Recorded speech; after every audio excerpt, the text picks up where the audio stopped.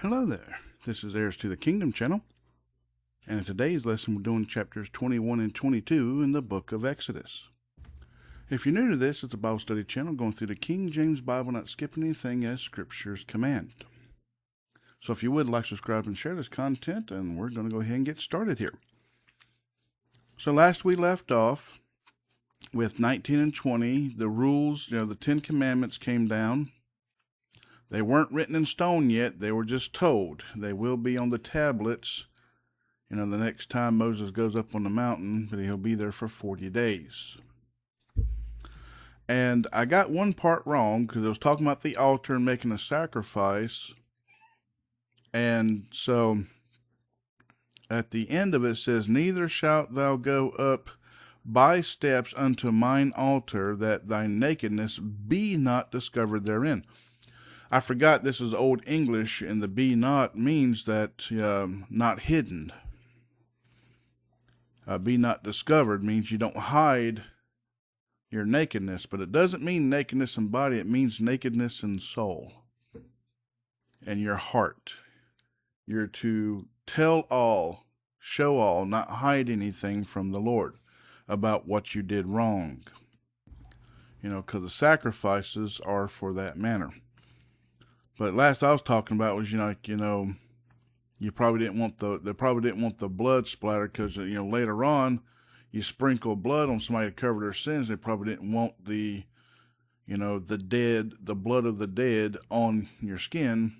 So you should be dressed appropriately. That's what I was thinking at first. But had it, doing some thinking, reading it again, I'm sitting like, wait a minute, I read that completely wrong. But that was my fault. I did correct it. I'm not perfect here. So, but yeah, I did research a little bit more, and I'm like, oh yeah, I forgot. This is Old English. That's how they would talk about that. So anyways, there was a correction there. You're not to hide anything in your heart from the Lord. Why? Because you can't. Everything about you will be showed to the Lord, whether you want it or not, especially when you come to the altar. You're to be completely obedient and submissive to the Lord, especially when you come to the altar. A lot of churches don't even have altars anymore, but you should. It is a thing that we're still supposed to come to from time to time. But anyways, let's go ahead and get started here in today's lesson with chapter 21, verse 1. "Now these are the judgments which thou shalt set before them. If thou buy an Hebrew servant, 6 years he shall serve, and in the 7th he shall go out free for nothing. If he came in by himself, he shall go out by himself. If he were married, then his wife shall go out with him. If his master hath given him a wife, and she have borne him sons or daughters, the wife and her children shall be her master's, and he shall go out by himself. And if the servant shall plainly say, I love my master, my wife, and my children, I will not go out free, then his master shall bring him unto the judges. He shall also bring him to the door and unto the doorpost, and his master shall bore his ear through with an awl, and he shall serve him forever." This is, earrings were the mark of slaves. For those who think earrings are nice decorations, the common folk wore earrings. They had the markings. I think they used to put the family crest or something like that to in with the whole, like the decoration, or what we call decoration today, the jewelry. But it would say what house they belonged to, so in case it was out and about and they needed to know. Normally they just ask, but yeah, the hole in the ear was for that. But the hole in the ear will heal over. So they had to leave something in there as a marking. Anyways, verse 7. "And if a man sell his daughter to be a maidservant, she shall not go out as the men servants do.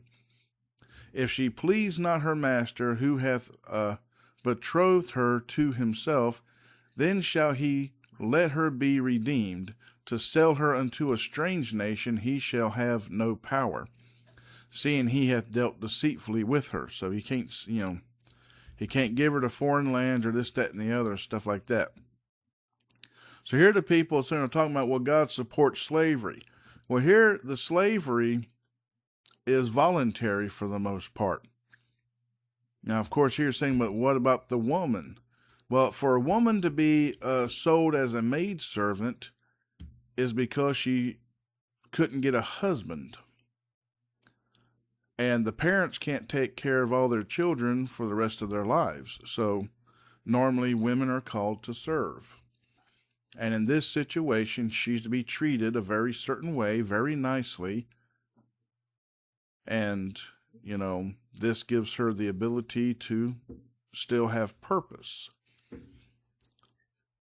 And you get the idea from this that none of us are free in this world. We're serving a master. Either you're serving God or you're serving Satan. And while you live on this earth, you will have sorrows.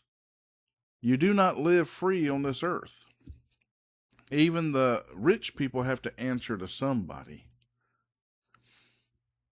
But there are rules to the slavery part.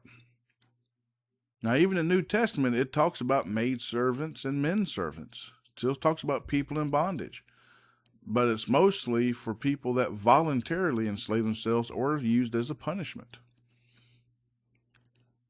And, this is for people for women that can't find a husband, for men that can't get their act together. They can't find a job right.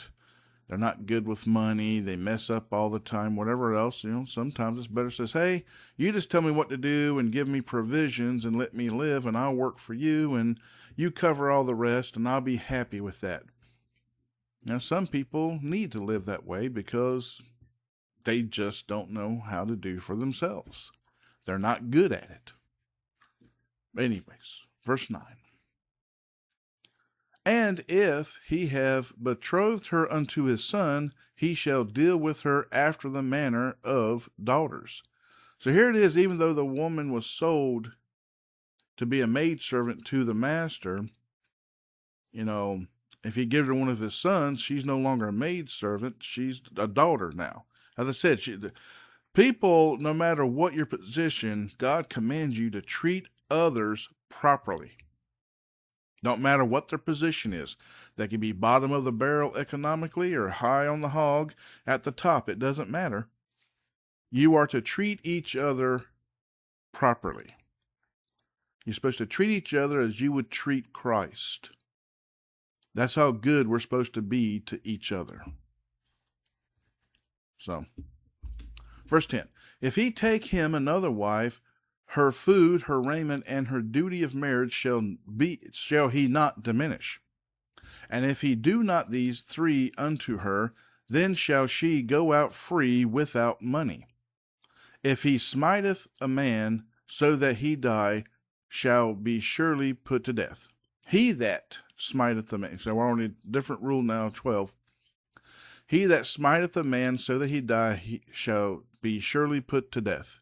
And if a man lie not in wait, but God deliver him into his hand, then I will appoint thee a place whither he shall flee. But if a man come presumptuously upon his neighbor, to slay him with guile, thou shalt take him from mine altar, that he may die. And he that smiteth his father or his mother shall be surely put to death. Yeah, a lot of kids need to be,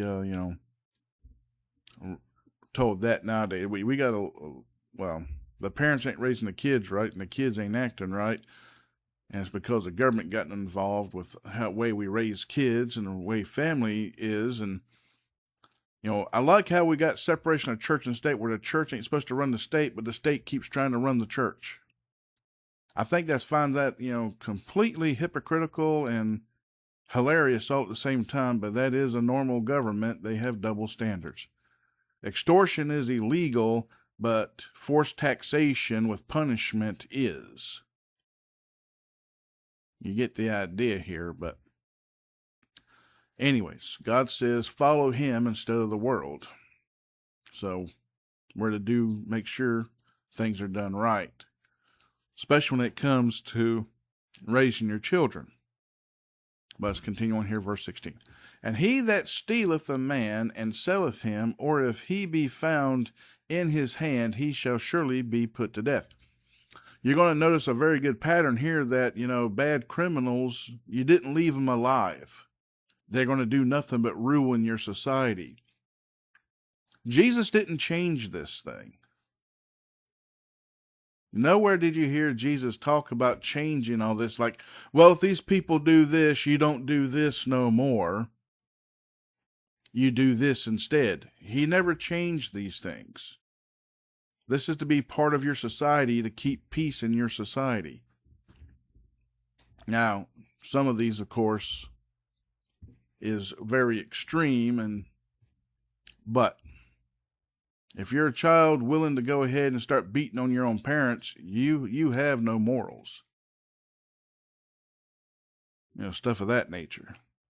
That person's gonna, he's gonna beat on someone else.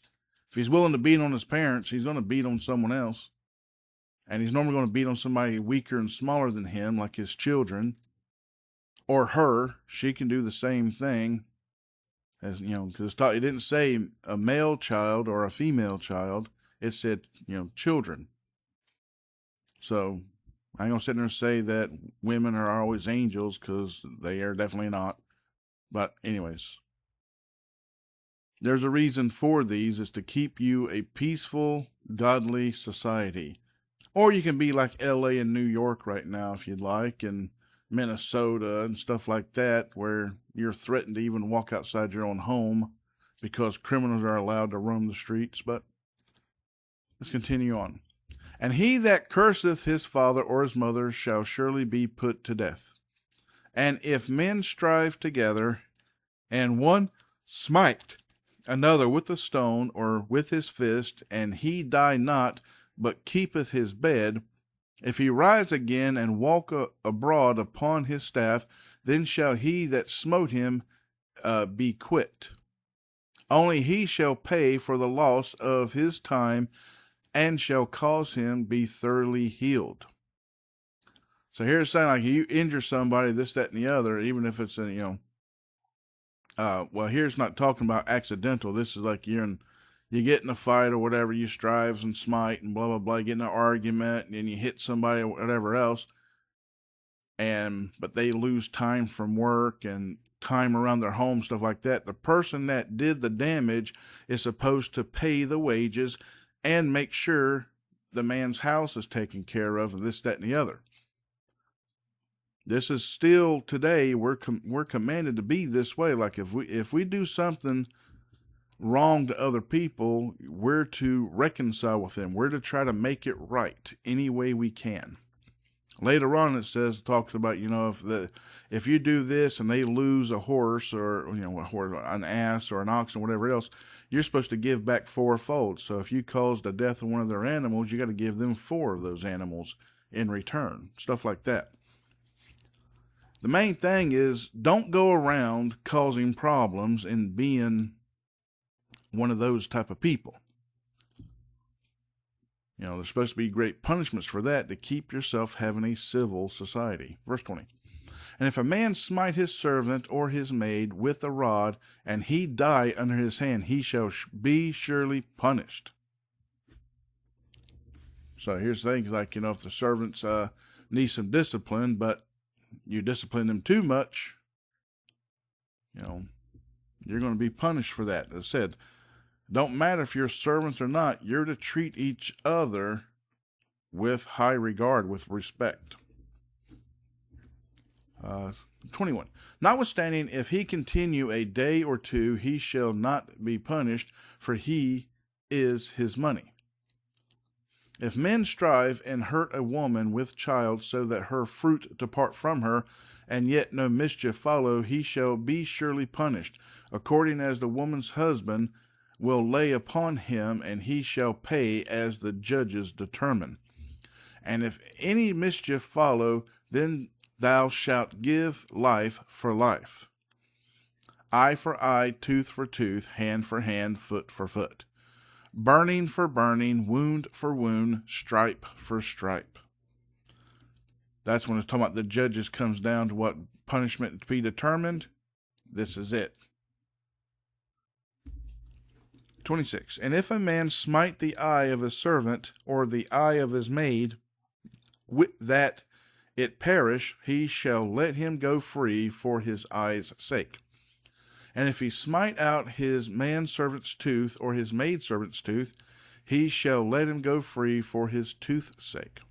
If an ox gore a man or a woman, that they die, then the ox shall be surely stoned, and his flesh shall not be eaten, but the owner of the ox shall be quit. But if the ox were wont to push with his horn in time past, and it hath been testified to his owner, and he hath not kept him in, but that he hath killed a man or a woman, then the ox shall be stoned, and his owner also shall be put to death.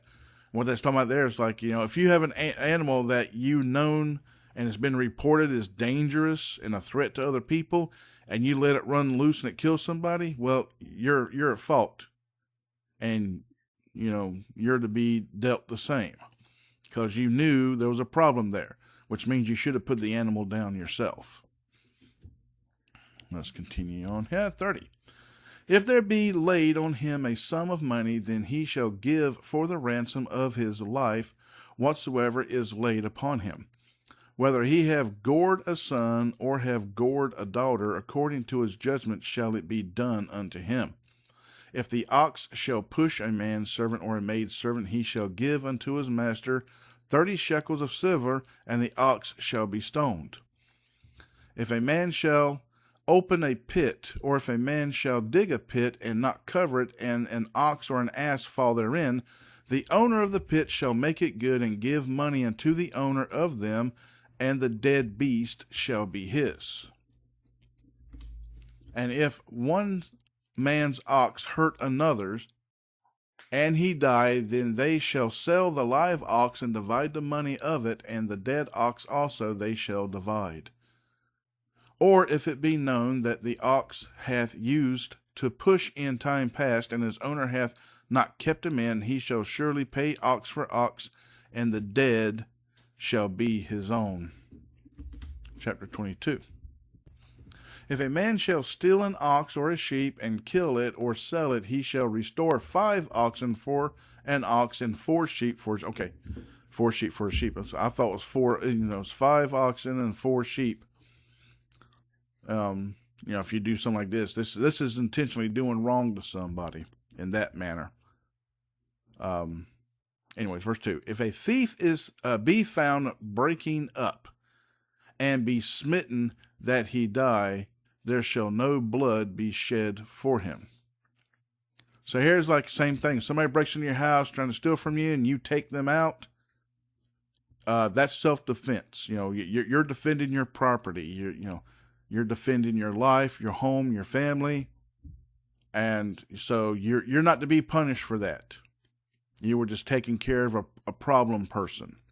Verse 3. If the son be risen upon him, there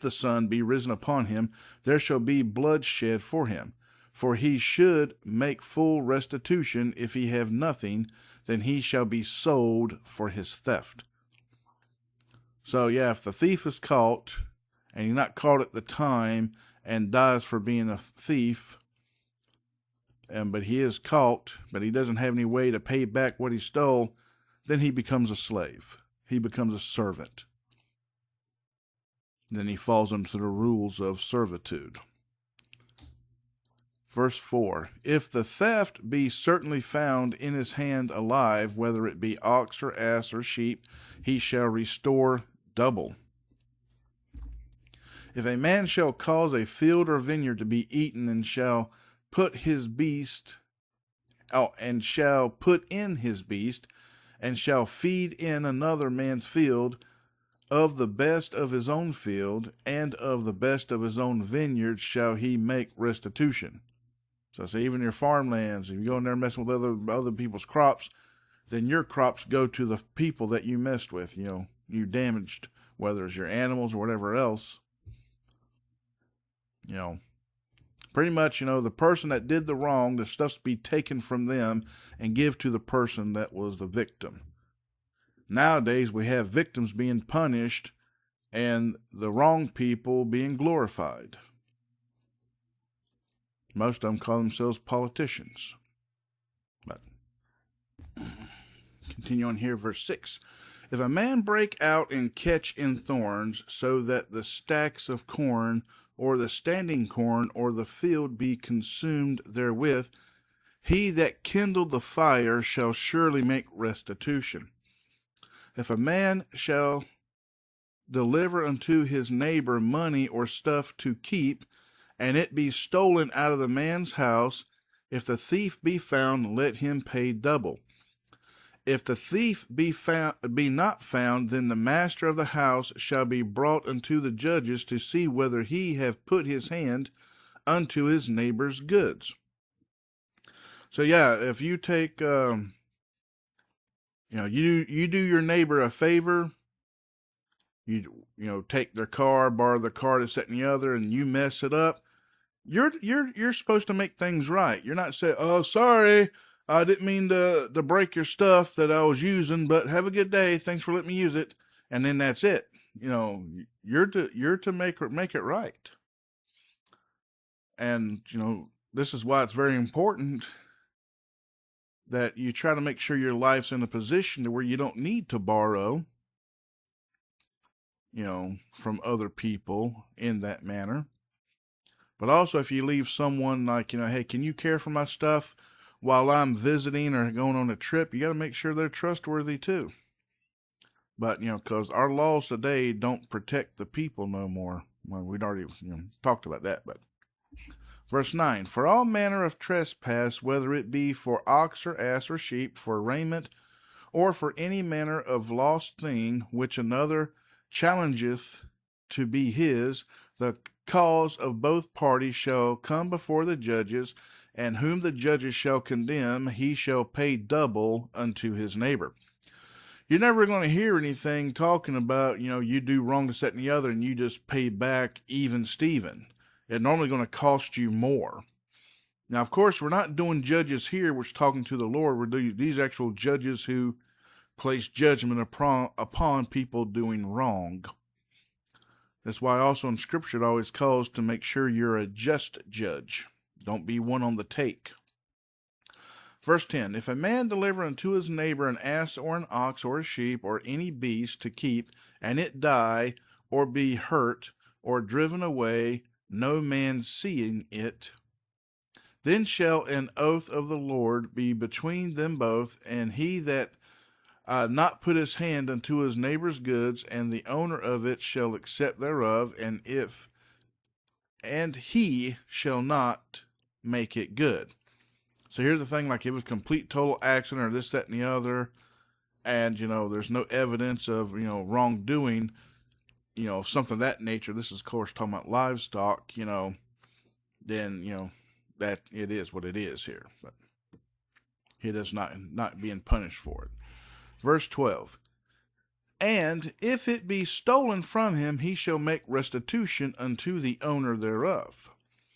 If it be torn in pieces, then let him bring it for witness, and he shall not make good that which was torn. And if a man borrow aught of his neighbor, and it be hurt or die, the owner thereof being not with it, he shall surely make it good. But if the owner thereof be with it, he shall not make it good, if it be an hired thing. It came for his hire. So that's the thing, if somebody paid you to borrow something, of course we're talking about livestock here, then it's like, hey, I paid you wages for it, but, this happened. And so that'd be the end of that.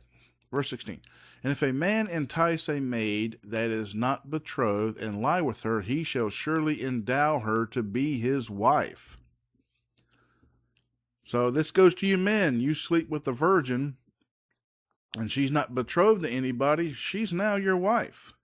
This is the rule of marriage. You're supposed to, you're supposed to make things right.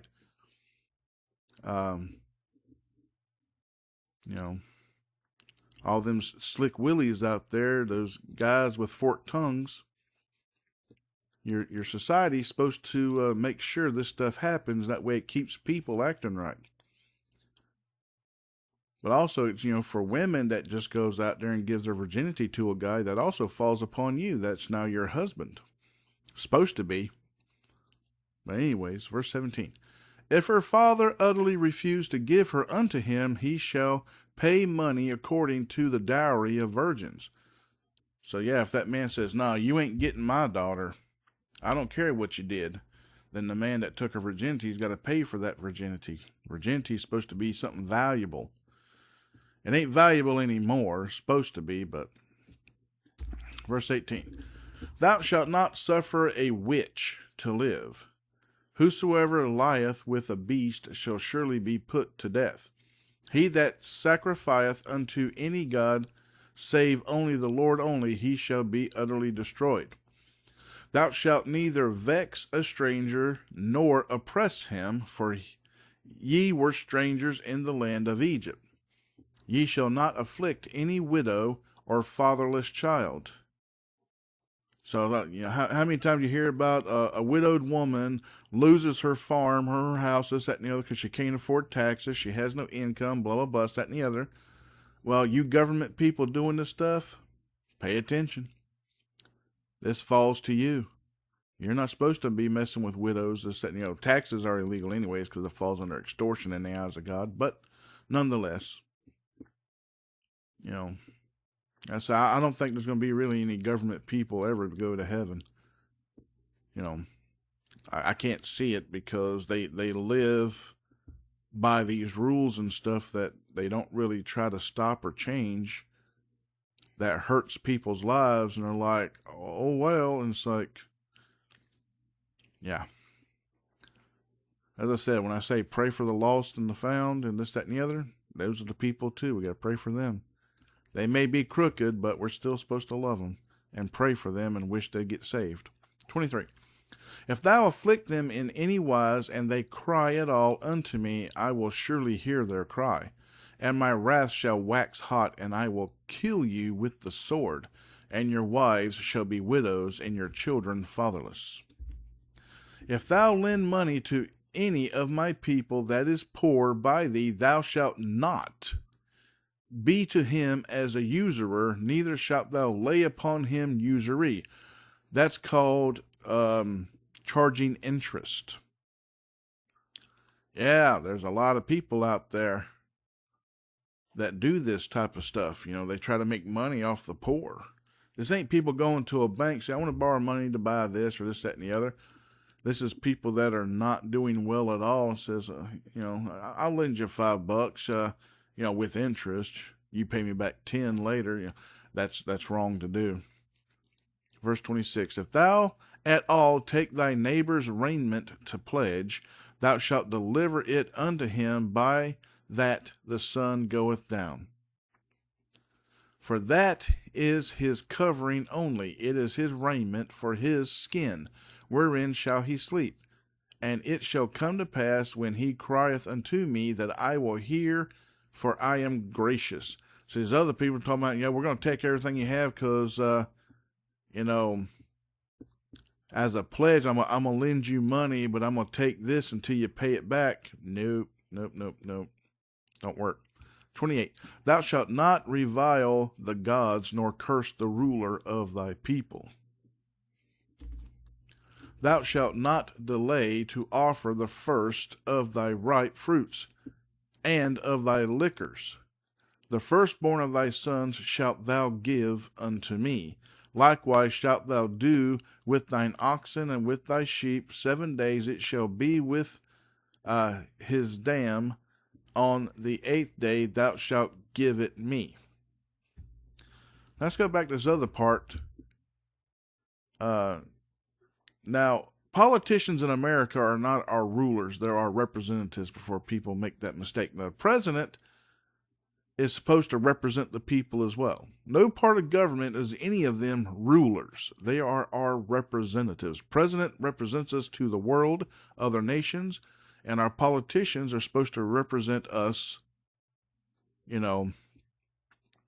are districts. They're supposed to serve their districts. Same thing as a governor. Governor's not a ruler. He's there for the people of the state. Now, if you have a king or queen type thing, that's a different story because they're the rulers. But anyways, let's get back to this over here, verse 30. Likewise shalt thou do with thine oxen and with thy sheep. 7 days it shall be with his... Oh, I'm sorry. I already read that part. 31. And ye shall be holy men unto me, neither shall ye eat any flesh that is torn of beast in the field. Ye shall cast it to the dogs. I don't know if we're under that now or not, because that falls under dietary laws. Because a lot of this, stuff like that is that is for Israelites only. That was primarily for the Israelites. So, for instance, say if you're starving, this, that, and the other, God understands. You got to do what you got to do to live. But that's the end of this lesson. And we're actually over 30 minutes this time, 31. So, I'm going to go ahead and end this lesson here. Remember to pray. There's a lot of rules in here that still stand today, and a lot of them that should be upheld today that are not. And then we have corrupt societies, unjust societies, and societies full of crime and everything else because we do not uphold the rules of God. They're here for a reason. If the wicked wants to be wicked, nowhere does it say we're supposed to coddle them. We're supposed to get rid of them. Why? Because they're wicked. They choose to be wicked. This isn't accidental sinning or this, that, and the other. These people chose to step across that line of humanity. So we need to pray that we can get things fixed here, because a lot of people are walking away from God because their city's full of crime, saying, God, do something. Says, no, here it is. Here's the rules. You do something. This is your city. This is your town. This is your community. You fix it. Here's the rules and regulations for doing so. Make sure you're just and right. Don't go off on vigilante stuff and just start hurting innocent people. That's the wrong thing to do too. That's why we're supposed to be a just judge whenever you choose to do such things. But anyways, pray. Pray for the lost, the found, yourselves, others. I'd like for the criminals to get saved and quit being criminals. I'd love that. I don't see it happening because once the people cross a certain line, they don't retreat and go back, on the other side of the good, be on the good side of that line. They normally stay on the bad side of it. But anyways, even if they do become saved or this, that, and the other, they still have a debt to pay for society for the wrong they did to society. There's lots of things to pray for. All nations, all people, all situations. And don't forget to give God all the praise, glory, and worship and thanks in everything, the good, the bad, the ugly, and the indifferent. I'm going to go ahead and end this lesson here. So until next time, God bless, good night, and goodbye.